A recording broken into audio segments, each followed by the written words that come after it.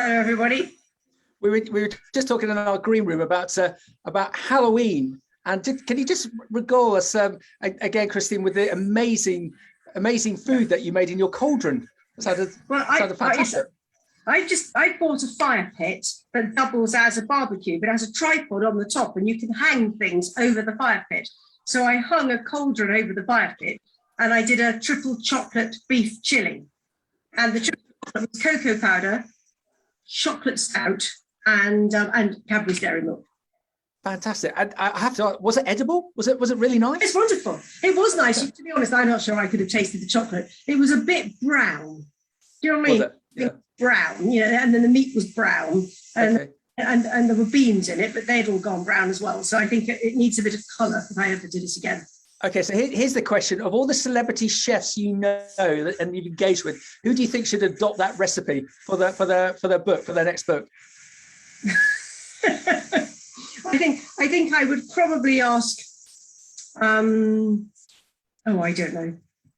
It's got to be Hugh, isn't it? You mean it needs more vegetables? So we'll ask Hugh to adopt it and tell me what vegetables to put in to make some colour.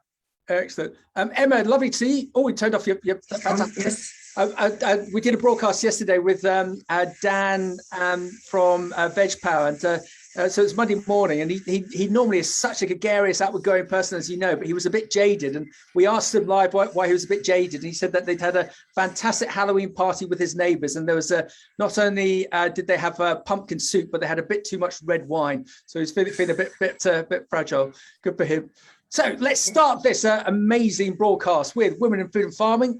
What do you reckon, Christine? This is outing 653. It feels like. I think this is our anniversary. Is it seriously? One in November. Yeah. Good grief! I should have got you a present. What can I get you as a present? You can send it on afterwards, Max. It's fine. I could give you a cheer. There we go. Well done for all of you surviving me for a year. So we're live on Facebook, we're live on LinkedIn, and you'll also be watching this on YouTube and hopefully listening on the podcasts as well. Beanstalk Global, Women in Food and Farming. Our November broadcast is with Christine, but also we're going to bring her in a little bit later, the amazing Jan England of England Marketing. And for those who aren't fully aware, I'm going to do it this month, if that's okay, Christine. Women in Food and Farming is a group of professional women in food, agriculture, and the land-based industries at all stages of their careers who get together to discuss business issues, support each other via mentorship and advice, and help generate networks of contacts that might be useful to themselves and their businesses. It was founded in 2011 by Christine. The group started back with just 5 women and now has, what do you think, Christine, is it 500 members? It's over 550, I think now. Is it? And we, Beanstalk, are very proud to offer our platforms to allow all of you in the Women in Food and Farming groups to continue the conversation and debate. And we've had some amazing speakers. We were just saying in our green room about how well Judith Batchelor, OBE, from Sainsbury's was received. Christine, she was brilliant, wasn't she? Oh, she always is, actually, but yes, she's very good value. And she's a stellar career, so it's just great for everybody to listen. And, the whole, when this all set up, the people we're really focused on are the younger people at the earlier stages of their career. And therefore, to have people who are very, very senior, being very successful, to come and chat to us so we can, everybody can learn from her and just see how normal she is. I think that's very inspirational.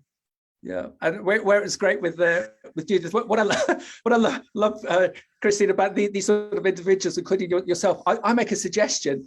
So I suggested to Judith what shall I just interview you? And she said, no, here's my PowerPoint. That's what I'm doing. So okay, we'll do the PowerPoint. And it's interesting. Of all the broadcasts that we've done 160, 170 broadcasts over the last 18 months on a UK and international basis. Her PowerPoint was the most requested to be sent on to folk, and got sent over to India, to Europe and the UK, because she was, if you remember, Christine, she was majoring on food supply chain and the sustainability element, and that sort of obviously segues very well into what's happening in the UK at the moment with COP26. There's just this explosion of interest, isn't there, around sustainability around COP26. Well, Christine, what do you think? COP26, is it going to be a success? Is it going to be a success? Every step forward is successful, Max. And I think that lots of people have been saving up things to announce at COP26. They're all step forwards. We won't get anywhere near as far as we need to, but it will be a success because it's marking some progress. Yeah, and actually there's one disappointment I had from the broadcast we did with Dan Parker of Veg Power, is that production of food is not apparently on the agenda for COP26.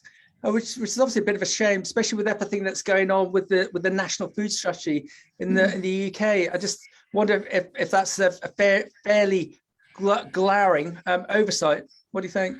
Yeah, well, it obviously is being talked about to some extent, but I think the trouble with food is that there is no easy answer. You know, just to say we shouldn't eat red meat is totally ignoring the fact that 65% of what we grow in the UK by land area is grass. Yeah. When you have grass-fed, solar-powered meat, it's not less damaging, and nothing is straightforward. You know, you can't just say just eat veg, because you know it should be seasonal veg. It should be grown here. It is very complicated. There's no easy answer. Yep, agreed. And then just going off another segue, on Friday we did a broadcast with gorillas. And if you're not aware of what gorillas is, no, we're not down at Cheshunt Zoo. It is an internet startup that was formed in early 2020, has received nearly $1 billion US in funding, is now operating out of 86 cities in Europe and in the UK. So if you're in London and you've got the Gorillas app, you can order up 2,500 retail lines from toilet paper to fresh food. And the positive catch is it will be delivered to you in 10 minutes. And so we had Matthew Nobbs, who's the commercial director, on, and just speaking to him, it's like there's this revolution going on, Christine, that it's in some areas we're so used to having deliveries in the respect of the likes of Uber Eats and Deliveroo, other platforms are available, but we're now going to have grocery delivered. There just seems to be so much change going on, Christine. It's all exciting. It's all progress. Yep, and that's why we need some marketing, isn't it? That's why we need some marketing expertise. Well it's almost like we need a market research agency. Jan, come on in. I'll just read out my bits and bobs, especially for those people on the podcast. So our broadcast this month, we've got our guest speaker, Jan. Jan, say hello to everyone. Hi, everybody. So Jan England of England Marketing. They are a leading market research agency specialising in research in the food, agriculture and environmental sectors. They're also company partners of the Market Research Society and run the Research Hub, a facility for their clients to research, explore, develop and learn. On site, they undertake product evaluation, taste testing and immersive research. They're also developing capabilities in biometric testing with Anglia Ruskin University. Jan, was that a good description? I think that came straight from our website. So, yeah, I didn't write that, but yes, that's fine. Someone more proficient than I did. So, Jan, how do you know Christine? Christine, how do you know Jan? Christine? Well, I had to ask you. I had to ask you how we met. We met about 10 or 11 years ago. I think Jane King introduced us originally. And then I met you in Cambridge just after you left the Co-op Farms. You were talking about what your next step was going to be, and we sat in one of the Cambridge colleges over a coffee, chatting about what the future might be, and here you are. Well done. So team, everyone, I'm just going to tell you what the minor agenda is going to be, that Christine and Jan are going to have this conversation around marketing and market research. And I'm going to duck out, excuse my phone, that's only Boris wanting know what's going on in Suffolk. And after Jan and Christine are finished, we've got a short video from three of the group as to their views as to how they've deployed market research. And then we're going to go into a bit of a Q&A. So if you've got questions, pile them into the chat line. And then when we're all done, we're going to turn off the live feeds to Facebook and LinkedIn, and we're going to go into our breakout rooms. And Kirsty, thank crikey, Kirsty's here, is going to sort out the breakout rooms. Christine, Jan, is that okay? Do you mind if I drop and top up my cup of tea? But I will be listening. All right. Thank you, Max. Christine, over to you. Right. Okay. Right, Jan. Hopefully he's going to put you on the big picture and not leave. Oh, that's better. Okay. Jan, I thought I would ask you just to explain a little bit about the different types of market research, and when you're doing it, how do you know how many people to ask? You know, if I go and speak to 3 people, is that market research? No, because the chances are those 3 people that you speak to are probably your friends and family, and they'll give you a biased answer. There's many different techniques used in market research. Online, of course, has become much more common especially through COVID. I mean, it's been around for 20 years or so, but in COVID times, people haven't been able to walk up to people in the street and ask them what they think. So online is much more popular. Really, if you want an opinion of a nationally representative sample, you're looking at trying to get hundreds of responses. If you are looking at something very much more specific, maybe just testing a concept in the early days, it might be a new food product, it might be a new idea in agri-tech or something like that, then what you probably need to do is get a handful of people, sort of focus group style. I know the Labour Party were great into focus groups all those years ago. Get 8 or 10 people in a room and just see what their initial reaction is. What we tend to do is mix and match all the techniques that are available to us depending on the project. So there's no hard and fast rule. You can't just take something off the shelf and say, this will work perfectly for this project. It's really thinking about what the questions are, what the client needs to know, and then putting together a package that's specifically tailored to getting the answers they need. So more often than not, we're using a combination of online research to get a national or even international picture. If it's testing products and tasting, which we do here at the Research Hub, it will be far fewer people, but we have had up to 100 people through the doors tasting sausages and all sorts.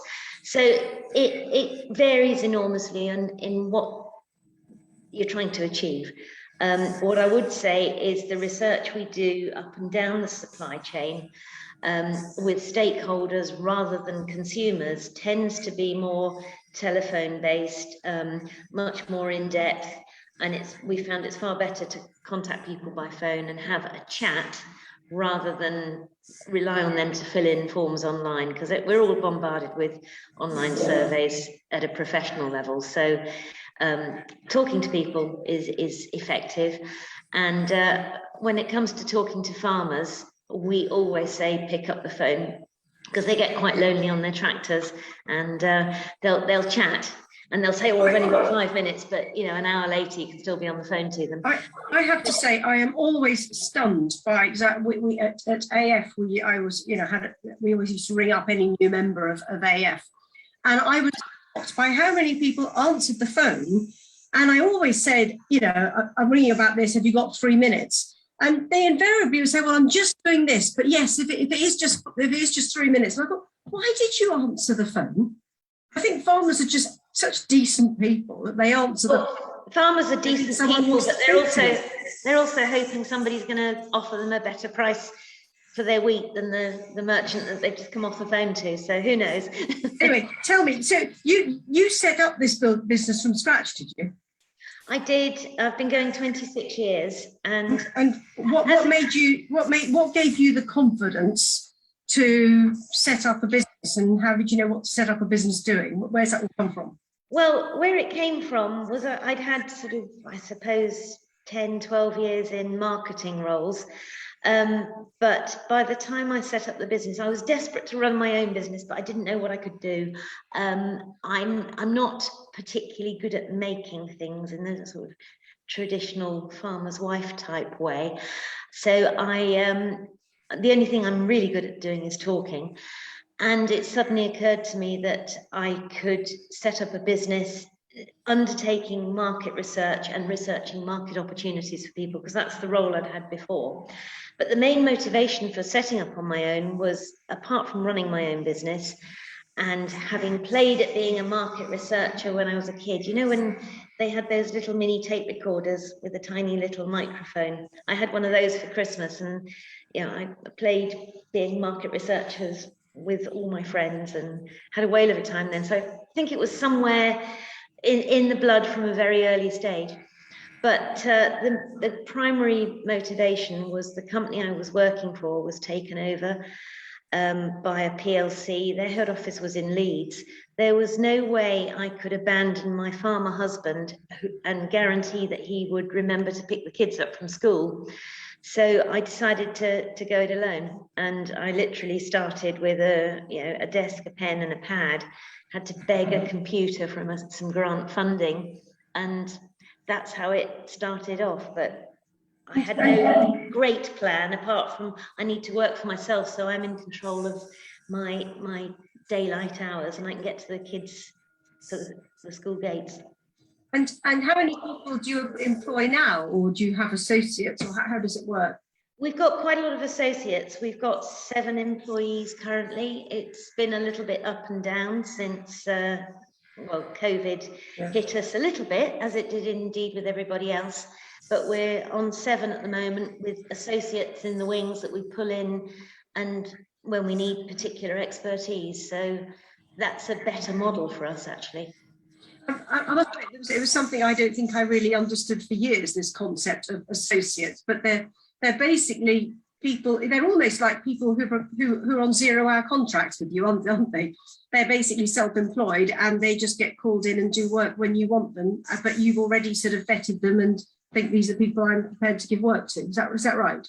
For us, it tends to be people I've met during the 26 years that I sort of know and trust, and quite often they're freelance anyway. So if we need to pull associates in, that's how we do it. But the core team has expanded a bit this year, and we're just about to recruit somebody else, but we're keeping it tight with expertise in-house, but with the unusual expertise, things like nutritionists or chefs, or using Anglia Ruskin to help us with the biometric side. And we've got a lady who works freelance for us who's absolutely brilliant with data. So it depends what the task is as to how we pull them in, but they have other jobs. They're free to come and go as they please.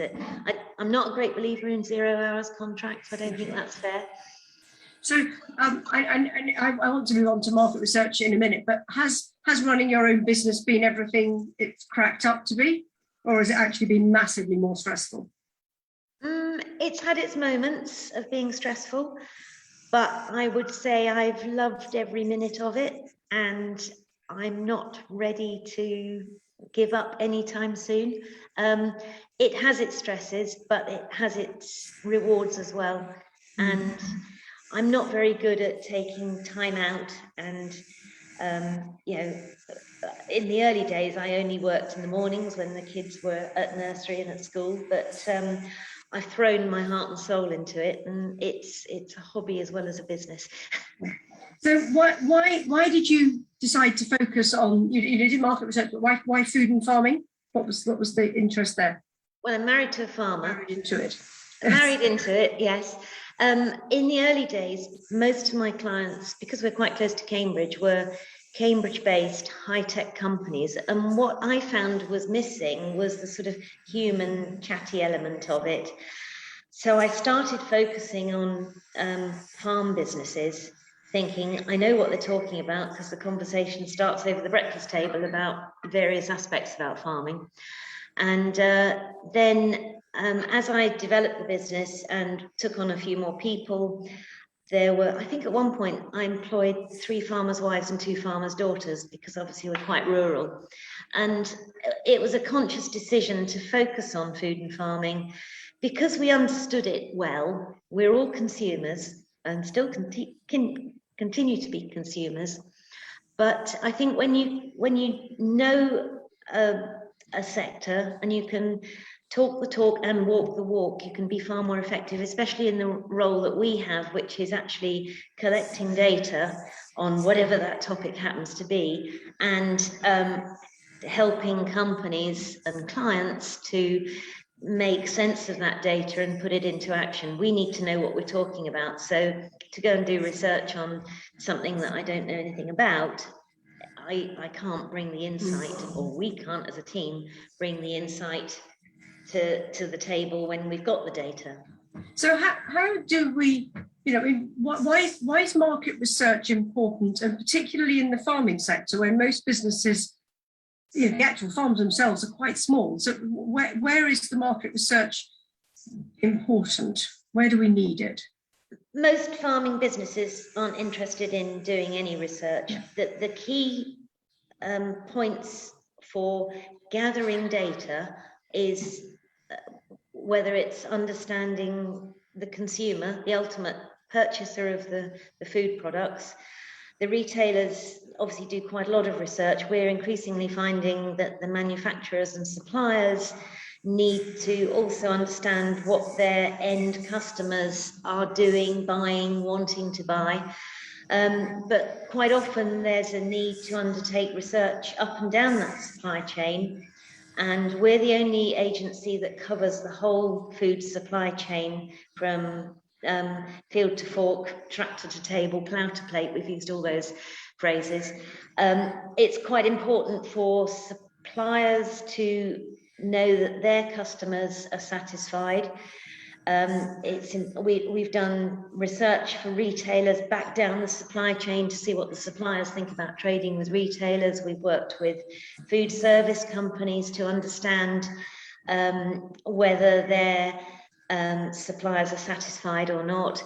It's quite important for agricultural input companies to understand what farmers are thinking, but also maybe to understand what their role is within industry, you know, especially with things like carbon neutral, and the big ag chem companies are now, you know, trying to work out where they need to be effective. If chemicals are going to be removed, what else can they offer? What other services can they offer so that they still have a business? So there's all sorts of aspects of the whole food supply chain where you need data, you need to understand what's going on at every step of the way. So have you done any research recently where the outcome has surprised you? Where you've really learned something, but you weren't expecting it? I think so, yeah. We did a project a couple of months ago where we were asking consumers, it was amongst consumers on our own panel, where we were asking them about carbon zero. And they all, 71%, I think, had heard that the government had a commitment to carbon zero. But when we asked them what that meant, they didn't know. 62% hadn't got a clue what being carbon zero actually meant. So they'd heard about it, but they didn't know. Another piece of research that surprised us quite recently was the fact that the retailers are all banging on about their environmental credentials and talking about their commitments. Now, 84% of consumers said they prefer to shop with a retailer that has environmental commitments and is taking it all seriously. But actually, when it came down to it, only 10% could actually name what their favourite retailer were doing. So there's a big gap in knowledge and understanding. There's a willingness with consumers to embrace this, but nobody's getting the message to them well enough, I don't think. So those were two pretty key findings, and it represents a huge opportunity for the industry to collaborate better and get those messages down the line or up the line, whichever way you want to look at it. Wow. I think you've answered two of my questions in one go. So what are the key areas that food and agriculture businesses are using market research for at the moment then?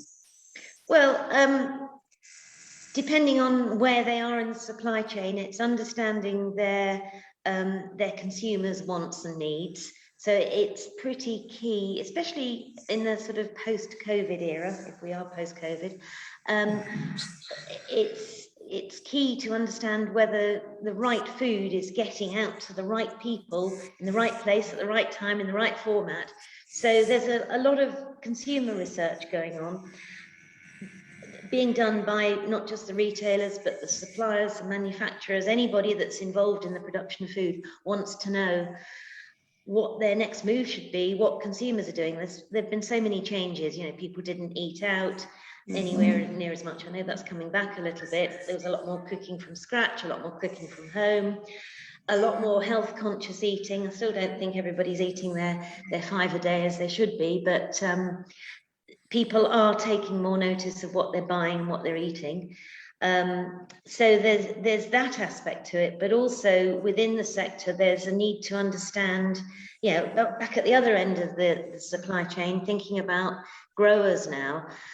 A lot of the farming-based companies and organisations want to understand where farmers are on their journey towards regen farming, whether they're going to go organic, how they're looking at carbon net zero. So all those sorts of topics are quite key because, like I said, the ag chem companies, for example, need to know what next. If chemicals are going to be banned or reduced in order to get towards this regen farming or this carbon zero, then they've got to know what's coming along the line that they can do in order to stay in business and still give farmers an opportunity to work with them. And then thinking about things like membership organisations. We do quite a lot of membership research with a number of the sort of agricultural organisations. I'm thinking NFU, I'm thinking BASIS. We've worked with Red Tractor, as you know, RSPCA Assured. All of these organisations need to understand what their members are thinking, what their members' intentions are, what they're looking to do in the future, so that every step of the way, there needs to be more collaboration in the industry. And I know everybody's been talking about that for the last 15, 20 years, but it's starting to happen, I think. I'm keeping my fingers crossed that it is, but everybody needs a lot more evidence on what people are doing every step of the way in the supply chain. It's interesting how you said the evidence of what people are doing, but what they say is not necessarily what they mean, and they don't necessarily know what to ask for. And I think my favourite one about, people said if Henry Ford had gone around asking everybody what they wanted, they would all have said a faster horse, before he obviously invented the car. So Max and Kirsty, we've actually got some short videos now. I've done one of them. I thought if we play those 3, and then I'll get Max to come back and ask some questions. Everybody's got any questions, just pop them in the chat. So we'll come back again in a minute, just let you have a glass of water or something, Jan, then I'll speak in a couple of minutes. Okay, great. Well done, ladies. I thought that was fascinating, and I will be quiet and let Kirsty play the video.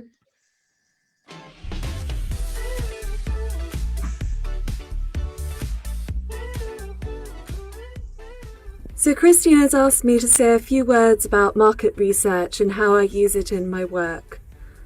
So before I worked in agriculture, I worked as a strategist in an advertising agency working on clients like Microsoft and Vodafone and United Airlines. And for that, market research was a huge part of my job because my role was essentially to understand if, for example, a car manufacturer is trying to reach a particular type of person who they think will be interested in buying their car, what are those people's interests, and based on that, what messaging can we use to make advertising that will be interesting and compelling for them and grab their attention. So I used to spend a lot of my time going through market data reports, understanding trends analysis for different sectors. One of my favorites, because I'm a massive data nerd, was something called YouGov. They have a huge panel of people that they survey about everything under the sun, both interests and media consumption and also their demographics. And what I liked about that is that you can access a download of all of that data and then slice and dice it however you want. So if you're thinking about how do we reach airline frequent flyers, you could find those type of people and work out who are they, what are their attitudes, what might they be interested in, and based on that, how best can we reach them.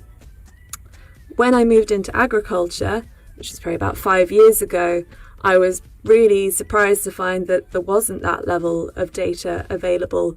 So in my current work, which is for a company called Field Margin, which makes softwares for farmers to help them manage their business, we do a lot of our own market research. So we speak to thousands of farmers around the world in the countries where Field Margin is available to understand what are their challenges, what are the priorities for their farms and ways that they're trying to improve, and how are they using the app. And based on that, we work out both how can we improve our product to make it more useful, and what are the things that people like about our product and challenges on farm that we can talk about to effectively market it to farmers who haven't heard of the product before. We also conduct our own surveys and do user experience testing, where we get people who have never tried the app before to sit down and we watch them try using it to see basically, is it easy to understand and use, and if not, where are the bits that are challenging. So just thinking about lessons learned from market research, an example being when I was involved with the supermarket, we like to walk on the floor and ask real customers what their experiences of various vegetables were. And what was amazing was the surprising results you got back, which gave you an insight into what was really driving behaviour. For instance, they didn't like big Swedes because they were too difficult to chop. They didn't like Swedes covered in plastic, they were too difficult to access. They weren't bothered about the size and shape of carrots as long as they could, in many ways, use them without peeling them. So no peeled carrots was a big advantage. We also learned some lessons about pack size, and one lesson, a big lesson, was about a new potato variety, which was actually had some sweet potato genetics in it. So we thought it was marvellous because it tasted more sweet and it took less cooking time. But in fact, customers were very confused by it and simply complained it went rotten too quickly. So lots of lessons learned from asking customers. When I was groceries code adjudicator, the market survey was one of the most important tools that I had. It became useful largely because it enabled me to get information from suppliers who on the whole were reluctant to raise issues with retailers for fear of repercussions and were worried about telling me what was going on, even though I had a statutory duty of confidentiality, because they thought that when I was maybe asking questions and probing, that the retailer might be able to work out who I had been speaking to. So the survey, which by the end of it, we're getting about 2,500 responses, was a fantastic way of asking suppliers, and we were able to ask them by retailer what practices they were experiencing. And the outcome of the survey was a league table that meant that the retailers were all competing against each other for who was seen as the most compliant by their suppliers. They really cared if they did badly in the survey. But I also got so much data that I was able to tell each retailer where the issues were, not only as to whether they were a forecasting or a charging for artwork issue, but also which sectors of their business were doing the worst at it. So the market survey was incredibly powerful in helping me get my work done.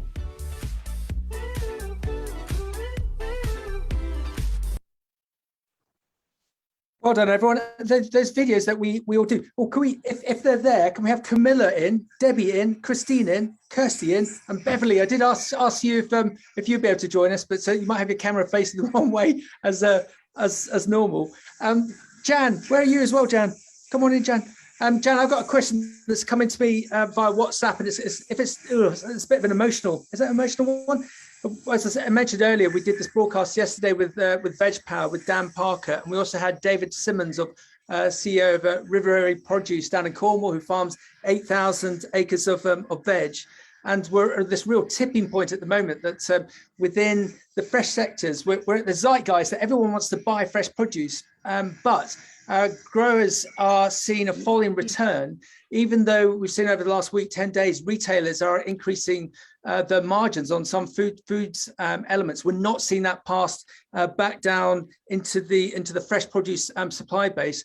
As an example, we've got 2 very large veg companies over the last couple of days have been sold, and it hasn't yet hit the press. So I'll let that just drift there in the ether for the press to pick it up. Jan, can we gain increased margin for growers via market research? What do you think, Jan? Yes, I think we can, because one of what we've got to stop is the retailers doing a chase to the bottom with the price of fruit and veg. I think that most consumers are quite surprised at how cheap that, not necessarily exotic fruit, but how cheap ordinary conventional vegetables are. We've done some work recently with a veg supplier, and we sat in focus groups and we said, well, how much do you think you're paying for this? So long as it's less than £1, they're okay with it. So why are Aldi and everybody else doing a race to the bottom, trying to sell a pound of carrots for 29p and that sort of thing? I think there's room, because people want to buy this stuff, and so long as it's a reasonable price, they'll pay for it. They'll also pay more for non-plastic packaging. Now, everybody's saying they don't want plastic packaging. The retailers and suppliers are coming back to us and saying, but they're all still buying it. That's because nobody's actually been brave enough yet to really, well, they're starting to, but it's taken a long time to get rid of all this plastic packaging. It's convenient, yes, it's habit, because people are picking up plastic packaging, and it's easy to grab when you're in the supermarket doing a dash. But people are saying that they would like paper, recyclable, compostable packaging, and they will pay a bit more for it. And I know what they say and what they do are different, but if the retailers are brave enough not to give them the options of plastic or not, they'll buy what's there. Yeah, well said. And if you take the likes of Kantar have always said over the last couple of years that the bog off or the deep discounting that the discounters do in the run up to Christmas doesn't have any effect whatsoever on footfall. So the only people that get penalised on the back of that are the growers. Beverly, last month, if you remember, Christine and I promoted you to what did we promote you to? CEO of the Jews group. She was president, I think, by the end. Oh, president. Yeah. How's that new role? I think I seem to be Beverly? in charge. Yes. Well, I haven't got a different desk or a different office. I'm still in the same place. Excellent. And what, if it's okay to ask you, with your G's hat on and only running a £500 million business with sites in 4 or 5 different countries, I lose count. Market research. I'm guessing that you deploy a lot of market research in your business. We do. So we've got plenty of market research, certainly in the UK, and it's something that we are kind of spending more time doing across Europe. So yes, it's something that we really value, and we know where the benefits are. And for instance, Jan's been working with us recently. So yeah, that's something that we kind of put a lot of value on. Okay, and collectively, everyone, do you think that this might be a bit of a magic bullet for the sector of ag and fresh produce? That we traditionally, sort of Jan and Christine intimated, we haven't been good on this market research element. If we could do that deep dive into our sectors and present it back to our customers to show that if they did do this, they did do that, because it's been proven, because the likes of Jan has done a deep dive with a large focus group, it could be beneficial. Debbie, what do you think? I always find it fascinating that when you start asking real customers how they are using the products that you're passionate about, they're using them and valuing them in a very different way. And for me, it's always illuminating. Even just talking to customers who are picking things up in the produce department, fascinating, and a much ununderstood science, certainly from where I am. But yeah. Thank you, Debbie. And Kirsty, with your MDS hat on, have you been involved, or with your trainees, have you seen the deployment of market research taking a rise over the last year, 18 months, 2 years?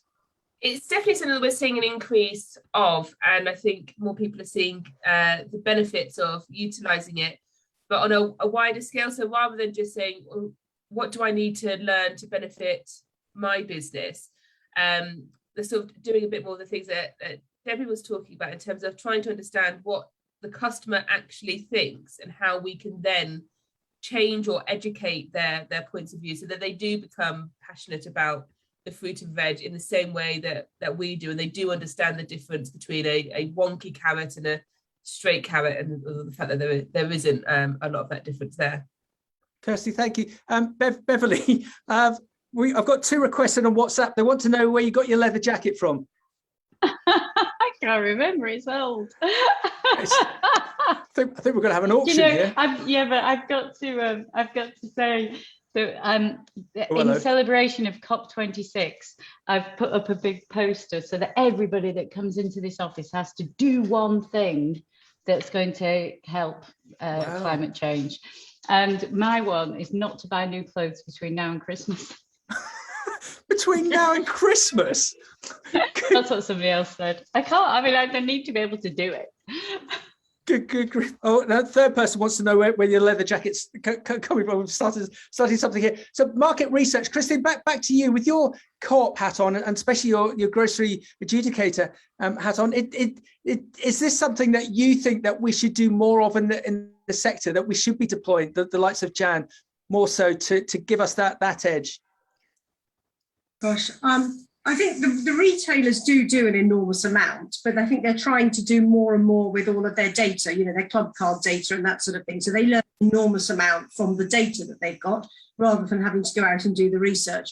But in all my time at Mars and at Fonterra, when it was Anchor, they will listen. If you go in as a supplier and say, I've done some market research and I think there's an opportunity for this product, and if there's an opportunity for the retailer, because they all want newness, they like novelty, they like some novelty curves where everybody buys lots of something new, they will always listen, because they're not doing the in-depth research that the fast-moving consumer goods people are. So I do. They will listen. Whether, I don't know. You're trying to get me to say that I can see it working on brands. I can see it working with innovation. I struggle to think what more we can add to fresh produce if we just want people to buy more fresh produce or pay more for it. I'm saying it's hopeless, but I just think that's probably been done to death. It's newness that retailers love. Well done. Beverly, you're waving at us. What would you like to say? Yeah, I've just thought of an area where we've made a real difference by using market research, and that was when Guy Shropshire went over to the USA to launch Love Beets. And so the American market was kind of known to like beetroot, but hadn't got the kind of more convenience and tasty products that was already prepared. So Guy ran focus groups and was able to present the data to many different retailers, and actually kind of got an in that way and could prove that there was a potential here. And then the next stage of the market research was to recruit lots of ambassadors, and they had to go into stores and sell it, just basically see how much they could sell and get by engaging with the customers to prove within that afternoon what the potential sales could be. And that's the way the American retailers judge whether you get any shelf space.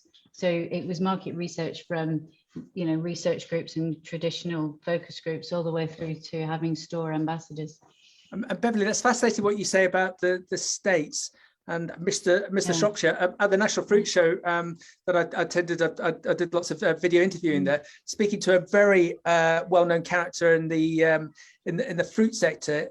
He was saying how they found that the UK business is so difficult to grow, and they're seeing far better growth, exceptional growth in the likes of the States and also Australia, because they've been able to take the skills that they've learned of dealing with the UK retailers and take them out to America and Australia and just wow those retailers with everything that they've done, including the market research side. Jan, just coming back to yourself, if you had an individual or a company come to you that was well funded and was looking to start a new business, say either an ag or fresh, and they wanted to learn from you the toolbox of things that they needed to get a steer as to where the business should go on a commercial strategic basis through market research, what would you be stating to them that they should do as a new business to learn from that market research, please?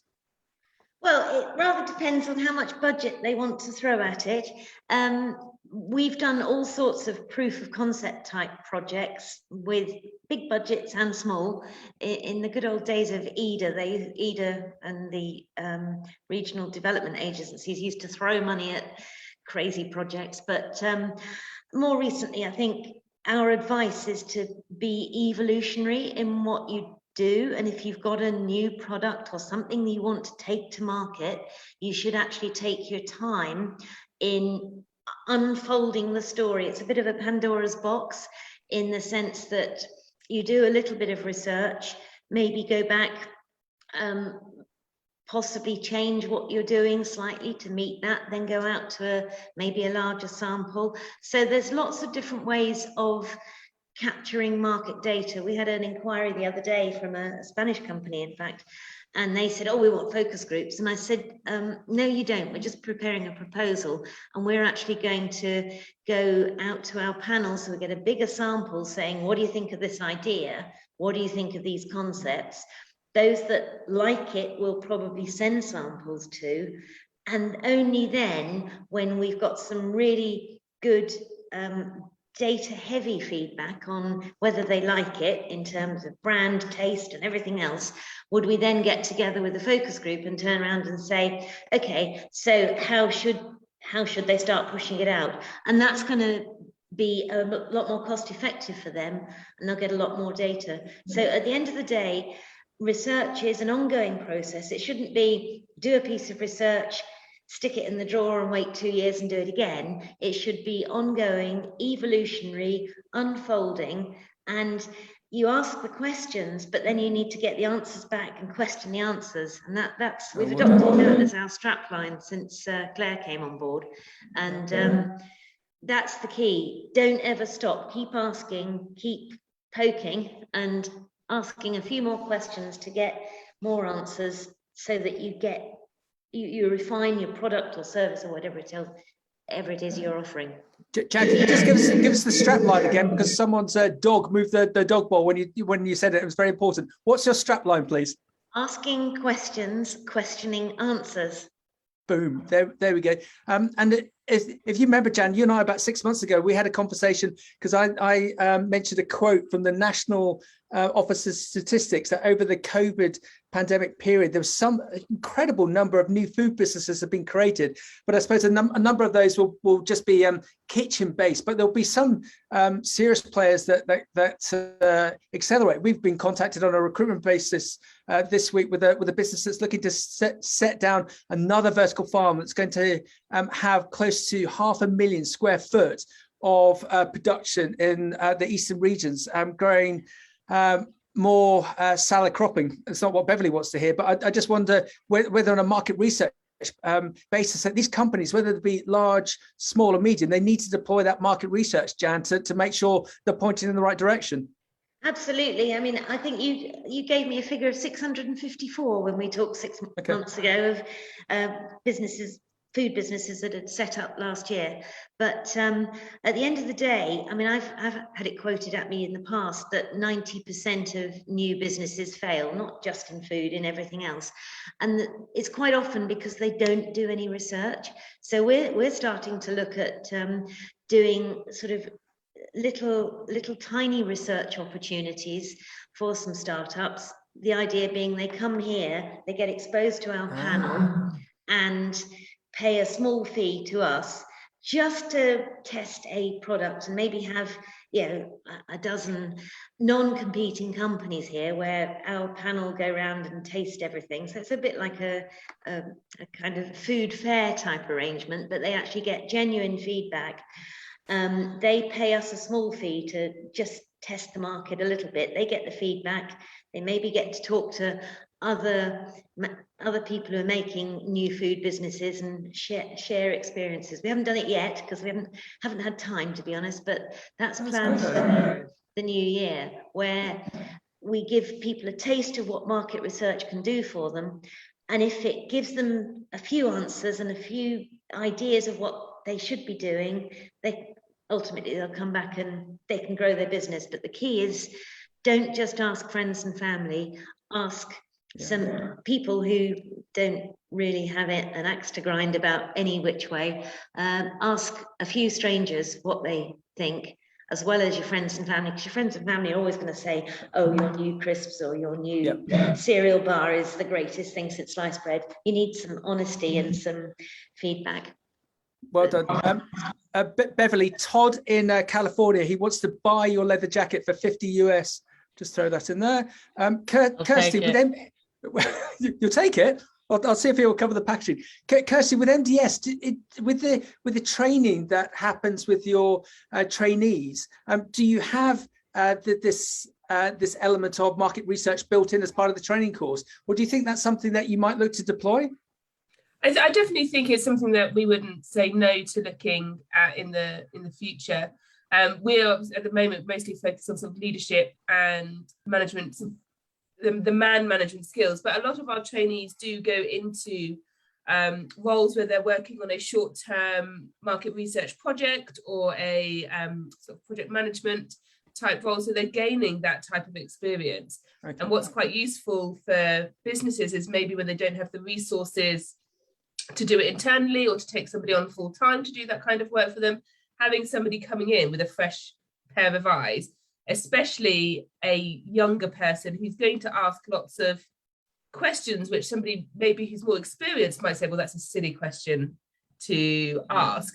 They're going to go down Jan's route where they're going to ask all sorts of different questions and cover quite a wide range of scenarios. Yeah, Kirsty, well done. Christine, do you remember the terminology category management? I remember about 25 years ago going on an IGD course, a huge expensive IGD course, to be lectured about category management and how we had with the likes of ASDA implants. And so there was this huge amount of transfer of information from the supplier to the retailer and vice versa. Just with your grocery ex-grocery hat on, do you think that's a cycle that we might see again? Because it seems to have fallen by the way. Oh, no, it's not fallen by the way. Still category management. There's still implants. Actually, implants is one of the roles that MDS trainees sometimes do. So we've had an implant in the co-op for a flour company, and actually helped. That actually was particularly about forecasting, having somebody on the inside that was helping with the forecasting back to base. So I don't think it's gone. I think I actually had quite an impact on it when I was the adjudicator, because I really objected to people paying to be category captain. There were figures of £2 million to be the category captain, and they assured me that they got no benefit out of it. And I said, no business gives another business £2 million for nothing. And I didn't like the category captaincy because the tendency is to, to be honest, I did it when I was at Mars. But, you would basically be able to do a layout that optimized your sales. But people were telling me, well, I've got a novel product and the big brand leaders got an imitation one. And in their layout, my products are back of beyond and their products right in front of everybody. So category captaincy, I was saying their money could not be paid for that because that was basically paying for shelf positioning, which was prohibited under the code. So that hopefully then got it all back down to, people, having to sell ideas to retailers and retailers deciding who they were going to listen to. Okay, and Christine, as we've you being the powerhouse that you are in retail, just looking in your crystal ball. So we've had the likes of category management, we've had the likes of, Beverly, help me here, GFS, Group Food Sourcing with Tesco's. We had the Pico thing with Sainsbury's. What can you envisage is going to come along next with retail over the next 5-10 years, and especially around the market research side? What do you think, Christine? I actually think that the only way forward is for retailers to be very, very close and very embedded with their suppliers, co-investing with their suppliers, understanding market research would be done for the retailer and the supplier's benefit at the same time, because everything else, all of the double guessing each other and not telling each other the truth and not giving everybody all of the open costings and things, you never get to the bottom about what's the most efficient way of doing it. And we're just going to have to get more and more and more efficient, and it's got to be less and less waste, less and less carbon impact. So much needs to be understood. You're not going to be able to do it with these sort of battling relationships between the sites. Beverly, agree, disagree? I agree. I think a lot of market research could be usefully deployed in understanding what consumers are prepared to pay for in terms of the triple bottom line. or the two bottom lines, people and planet. So ethical trading around people, and also all the things around climate impact. Because I think there's a limit to which producers can actually absorb these costs. So it's what degree of price inflation are we able to get? So it'd be great. It would be fantastic to have that healthy moment of that partnership between the retailer and the likes of yourself, Beverly. So you're all working in collaboration rather than this that we've seen over the years. Come on, Debbie. Do you think can we be positive? Do you think, especially along with the deployment of Jan and England marketing, do you think we can see that collaboration happening on the retail side? I think the collaboration thing is quite difficult because of competition rules, etc. But I think I notice a trend with some of the supermarkets where they are encouraging customers to eat more veg and put veg in meals. So hopefully, that starts a trend of valuing veg more, because it's not just a sort of something that's in the basket, it's something to be valued and eaten and sort of eat the planet better. So I do see some advantages in it, but it's not easy, it's not straightforward. No, well said.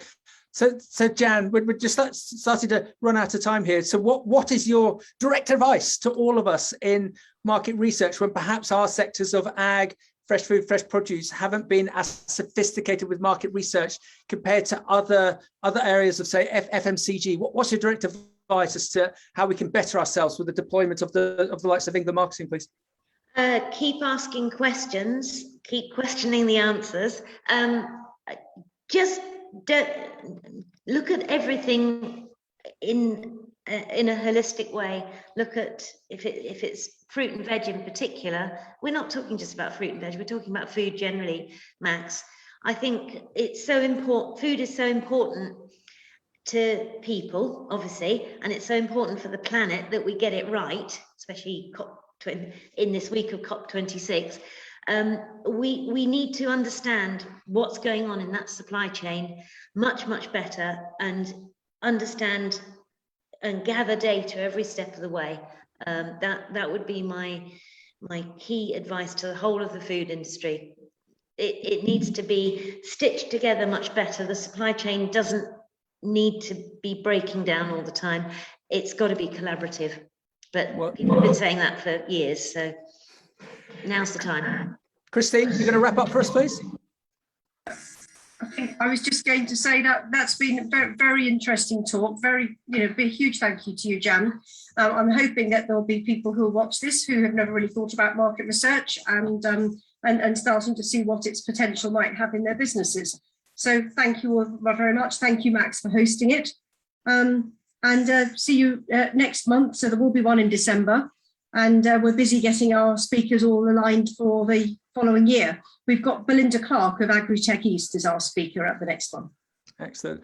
Just before we wrap up, one of this panel has we're going to enter for a Guinness Book of Records competition. I think we're going to win. Who's that going to be? Kirsty, tell everyone about your pumpkin, please. I was explaining at the beginning, we grew a pumpkin on the allotment, and then when we went to pick it, it was heavier than my 4-year-old. So slightly difficult to get it back home, but very much appreciated from the village children. I don't know about you guys, I've got this vision of Kirsty and a 4-year-old pushing this melon down the road, stopping the traffic, stopping lorries. I couldn't get it onto the kitchen table to carve it, so I had to do my please darling, can you come and help me lift this thing up, and then I scooped it out using the electric mixer because it was too much manpower. That's brilliant. Excellent. And Beverly, just to say, Todd in California, he's raised his stakes for your leather jacket to 100 US. I just put you in direct contact, and I'll let you guys sort it out. We're just going to see this jacket one more time. It's obviously creating a lot of internet interest out there. You are the Holly Willoughby of G's, aren't you? Well, I wish. That would be a great status to have. That would be almost better than president. It wouldn't it? There you go. You're now there. the Instagram influencer of G's as well as being president. Everyone, if you stay there, we're just going to move to the breakout rooms, and the fantastic Kirsty's going to sort that out, and we're just going to stop the live stream to Facebook and LinkedIn. We hope you enjoyed this broadcast. Jan, thank you very much for that. That was fascinating. And if you look at all the links, you'll see how to get in contact with Jan and her team. And we'll see you next month with Belinda Clark of Agritech E. Thank you very much, everyone. See you in the next one. Bye.